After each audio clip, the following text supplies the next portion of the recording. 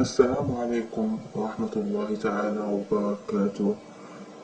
متابعينا الأعزاء، إليكم موعد وتوقيت مباراة المغرب ضد إسبانيا في دور 16 في كأس العالم قطر 2022. موعد المباراة سيكون يوم الثلاثاء 6 دجنبر 2022. المغرب ضد إسبانيا.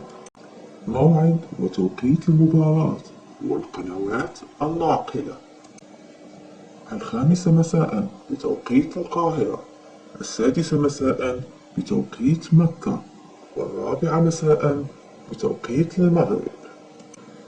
القنوات الناقلة: قناة الرياضية المغربية الأرضية بإن سبور ماكس 1، TRT1 التركية، الأولى المغربية الأرضية.